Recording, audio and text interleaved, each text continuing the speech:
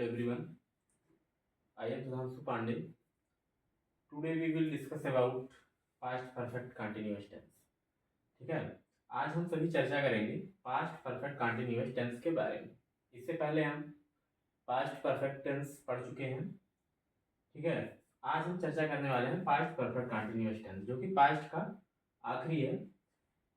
तो पहचान पढ़ते हैं। तो पहले पहचान होता है, तो इस काल के वाक्यों के अंत में से रहा था, से रही थी, से रहे थे आज शब्द आते हैं। ठीक है, ऐसे वाक्य जिनके अंत में से रहा था, से रही थी, से रहे थे आज शब्द आते हैं, वो पास्ट परफेक्ट कंटिन्यूअस टेंस के वाक्य कहलाते हैं। ठीक है, पहचान जानना बहुत जरूरी है, क्योंकि अगर हम पहचान नहीं जानेंगे तो पहचान ही नहीं पाएंगे कि वो किस टेंस का वाक्य है। और जब ये नहीं पहचान पाएंगे कि वो किस टेंस का वाक्य है, तो हम उस पर अपना नियम अप्लाई कर नहीं पाएंगे। और जब नियम अप्लाई कर नहीं पाएंगे तो हम जो भी बनाएंगे अनुवाद, वो हमारा गलत होगा।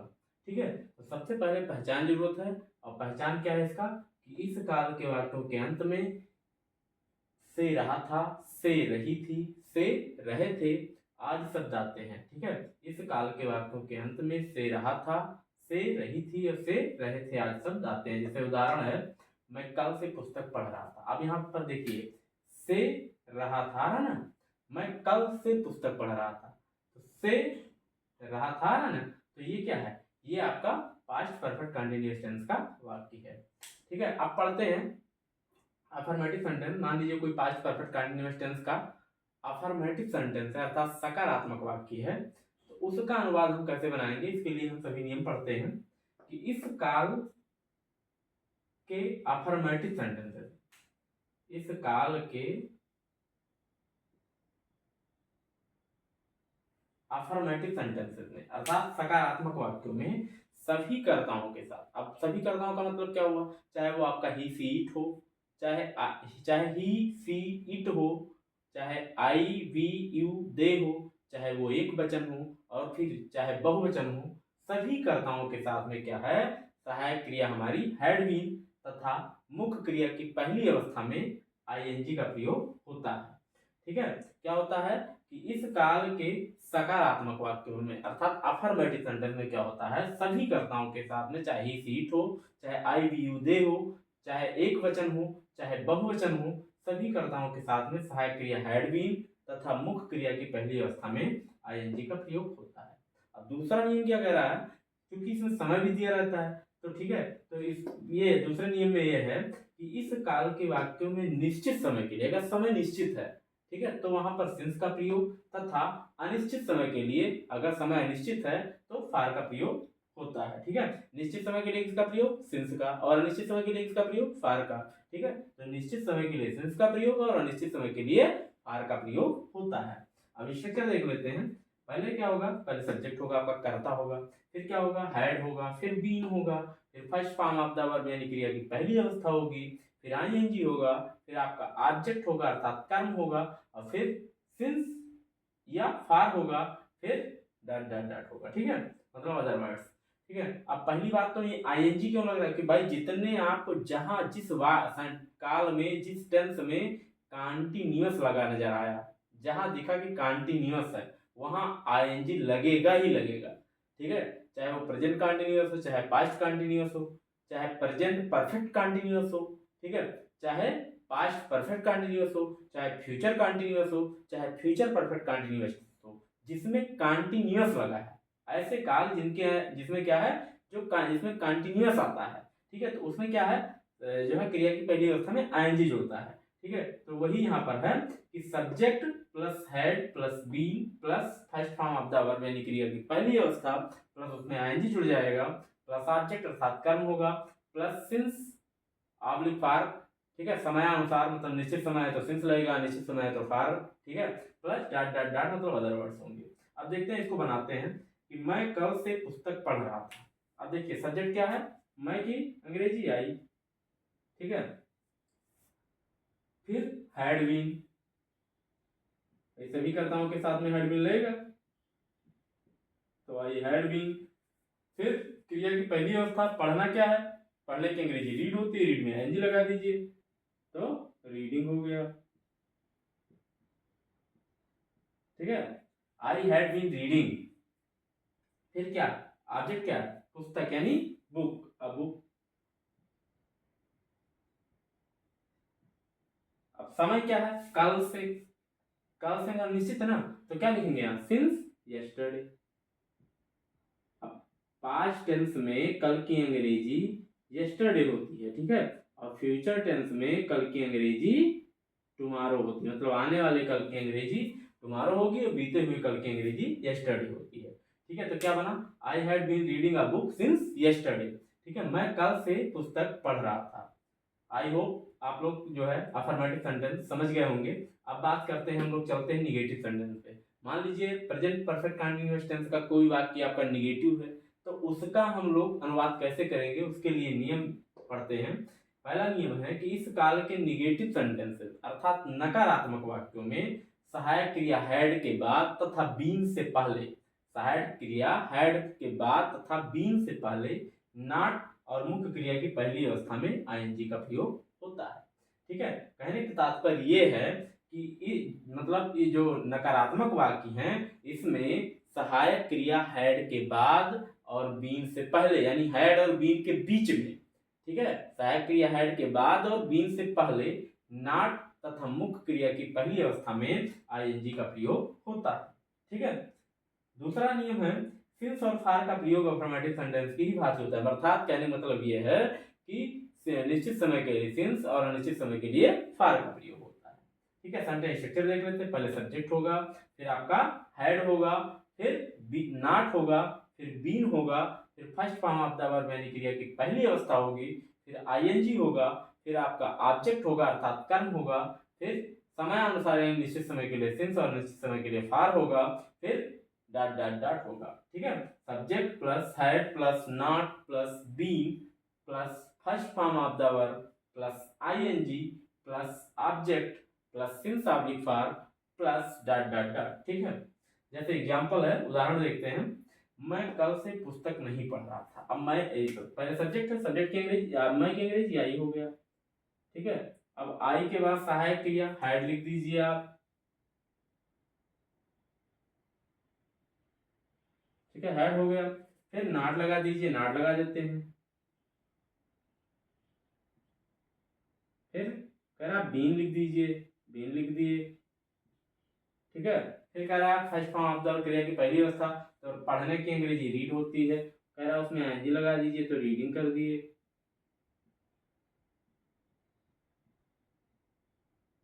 ठीक है, रीडिंग हो गया। अब कह रहा है ऑब्जेक्ट, तो ऑब्जेक्ट लिख देते हैं, ऑब्जेक्ट क्या, पुस्तक, ए बुक, ठीक है। फिर कह रहा है सिंस फार, तो निश्चित समय के लिए सिंस लगेगा, since yesterday,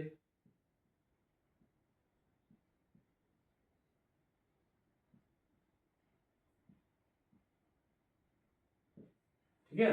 I had not been reading a book since yesterday, I had not been reading a book since yesterday, ठीक है। आशा है आप लोग निगेटिव समझ गए होंगे।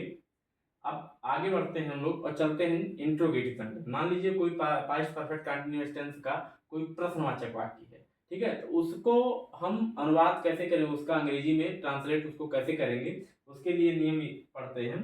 पहला नियम ये है कि यदि वाक्य क्या से प्रारंभ हो रहा है, यदि जो है वाक्य जो सेंटेंस है हमारा वो किससे प्रारंभ हो रहा है, क्या से, ठीक है, तो सहायक क्रिया हैड को कर्ता से पहले लिख देते। बहुत सिंपल सा नियम है कि यदि वाक्य क्या से प्रारंभ होता है तो सहायक क्रिया हैड को कर्ता से पहले लिखते हैं, ठीक है।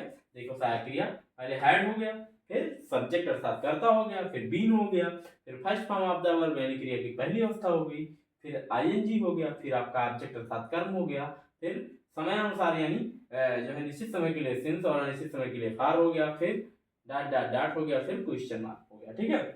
मतलब क्या है कि पहले हेड होगा, फिर सब्जेक्ट होगा plus subject plus been plus first form of the verb plus ING plus object plus since oblique for plus dot dot dot plus question mark, ठीक है। जैसे मान लीजिए क्या पुलिस चोरों को 5 दिन से खोज रही थी। अब क्वेश्चन है आपका, यहाँ पर ये उदाहरण है, क्या पुलिस चोरों को 5 दिन से खोज रही थी, तो पहले सहायक क्रिया हेड लिख दिए, फिर सब्जेक्ट क्या है? पुलिस। तो हैड पुलिस,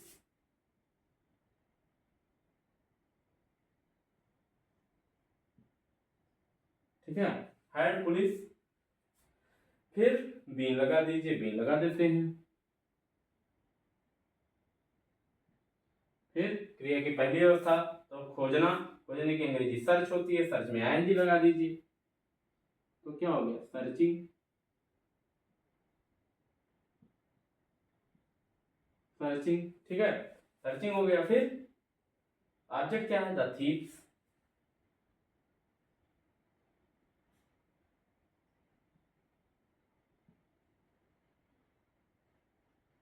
थीव्स। फिर अब अनिश्चित समय के लिए सिंस, और अनिश्चित समय के लिए फार, ठीक है। तो 5 दिन से किस 5 दिन से ये नहीं पता चल रहा है, यानी समय अनिश्चित है, तो हम क्या लगा देंगे? फार 5 days, फार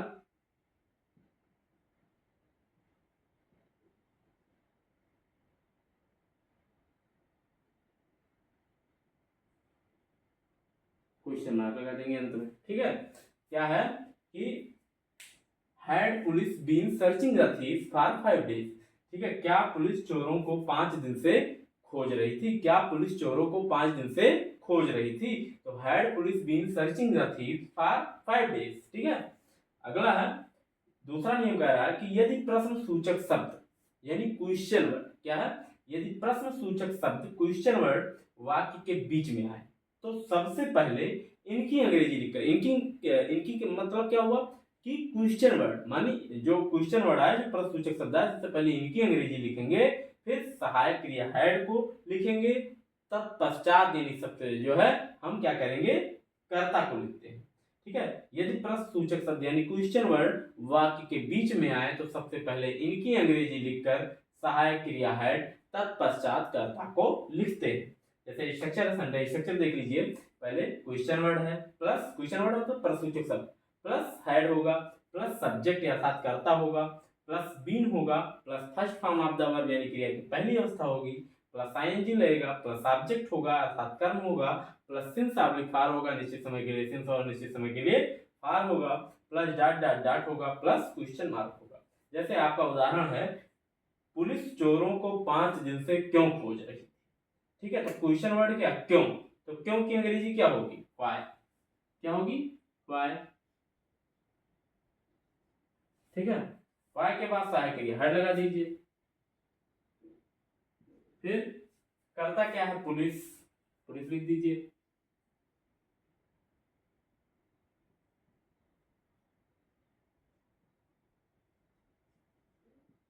पुलिस, ठीक है।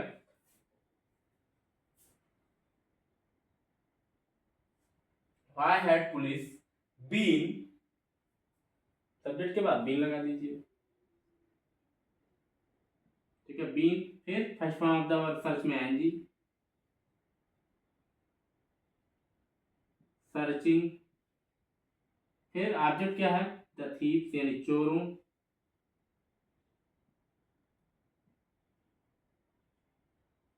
फिर समय निश्चित नहीं है इसलिए फार लगा देंगे, 5 days, 5 दिनों से।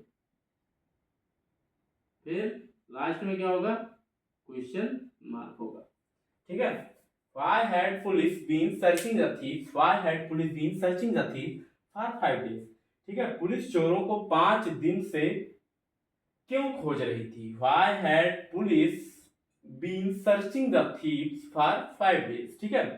आशा है कि आप लोग इंट्रोगेटिव सेंटेंस समझ गए होंगे, ठीक है। आगे हम लोग चर्चा करते हैं इंट्रोगेटिव निगेटिव पे, ठीक है।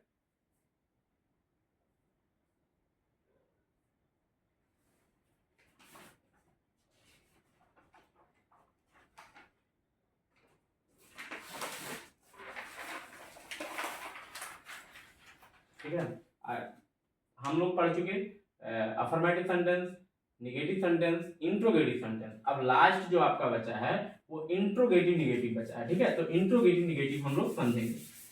चलिए देखते हैं इंट्रोगेटिव निगेटिव।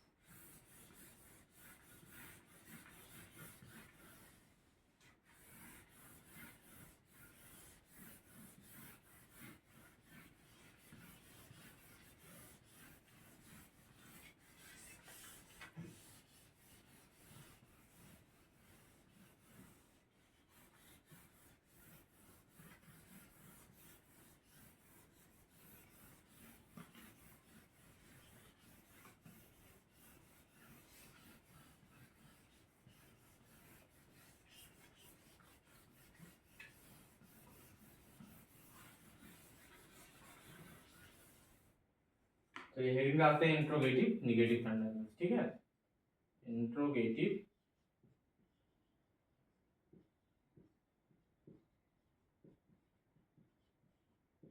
Negative sentence.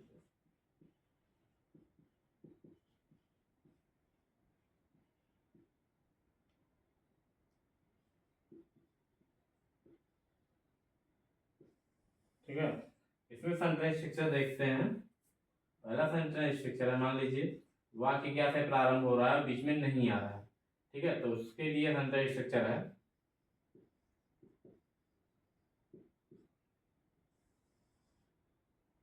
ठीक है, पहले क्या होगा, पहले हेड होगा, फिर सब्जेक्ट होगा, फिर नॉट होगा, फिर बीन होगा, फिर first form of the verb होगा,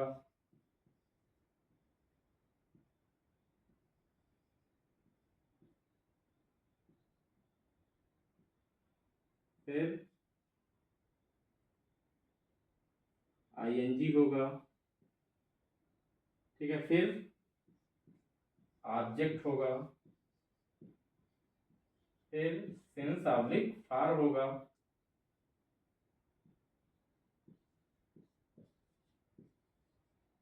फिर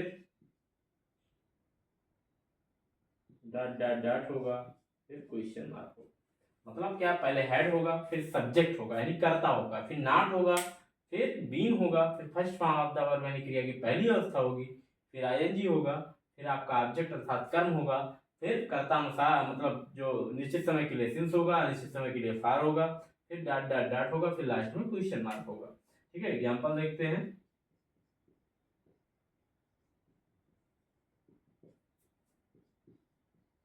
क्या पुलिस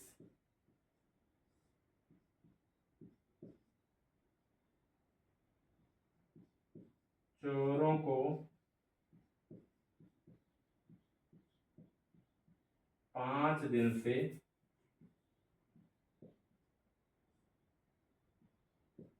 नहीं खोज रही थी?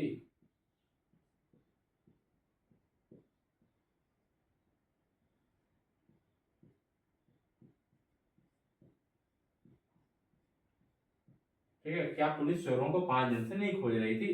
तो पहले क्या होगा, पहले हेड होगा, हेड लिख दीजिए, फिर सब्जेक्ट पुलिस है, पुलिस लिख दीजिए,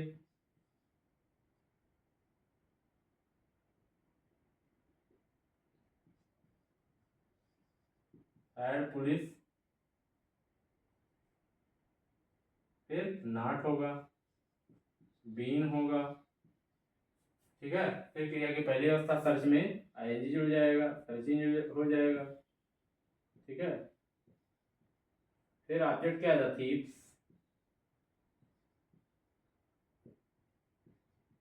अब चूंकि समय निश्चित नहीं इसलिए फार होगा, कितने दिनों से, 5 दिन, 5 दिनों से यानी 5 डेज, ठीक है, 5 दिन से वो ढूंढ रही थी ना, फिर आपका लास्ट में क्वेश्चन मार्क होगा। Had police not been searching the thief for 5 days, क्या पुलिस चोरों को 5 दिन से नहीं खोज रही थी? तो had police not been searching the thief for 5 days.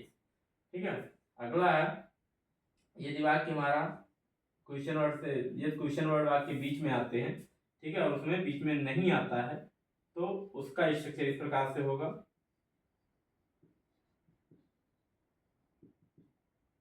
ठीक है, अगर आप लोग नियम को पढ़ करके और सेंटेंस स्ट्रक्चर के हिसाब से आप अपना वाक्य जो है ट्रांसलेट करते हैं, ठीक है, मतलब अनुवाद करते हैं, तो 100% गारंटी है कि आपका ट्रांसलेशन गलत नहीं जाने वाला है। ठीक है, पहले क्या होगा, इसमें क्वेश्चन वर्ड होगा,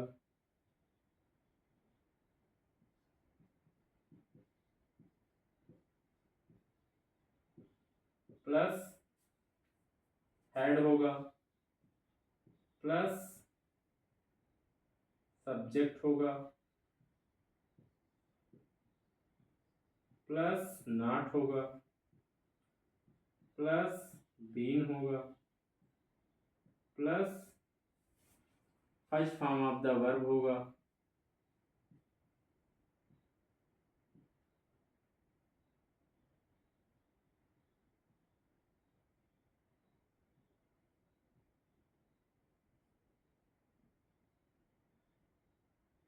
ठीक है, प्लस ऑब्जेक्ट होगा प्लस सिंस ऑब्लिक फार होगा प्लस डॉट डॉट डॉट होगा प्लस क्वेश्चन मार्क होगा।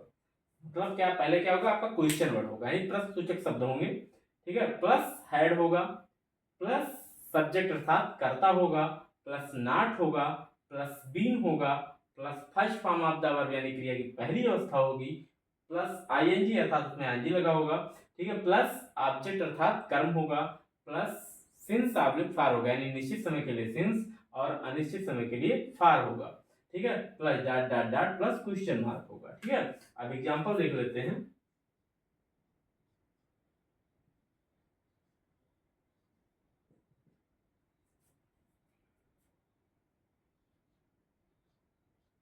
पुलिस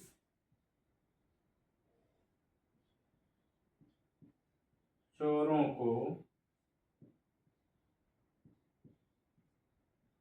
5 दिन से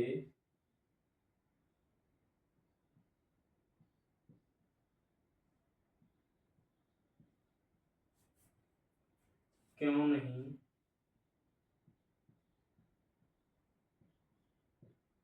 खोज रही थी।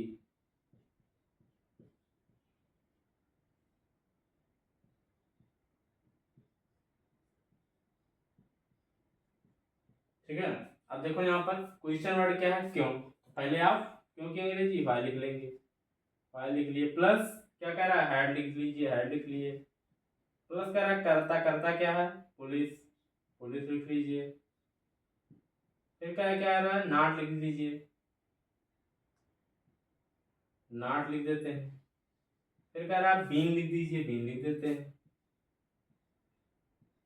ठीक है, फिर क्रिया की पहली अवस्था यानी सर्च, उसमें कह रहा है आईएनजी जोड़ दीजिए, आईएनजी जोड़ देते हैं। फिर कह रहा है ऑब्जेक्ट, ऑब्जेक्ट क्या है, चोर, ठीक है, तो सर्चिंग द थीव्स।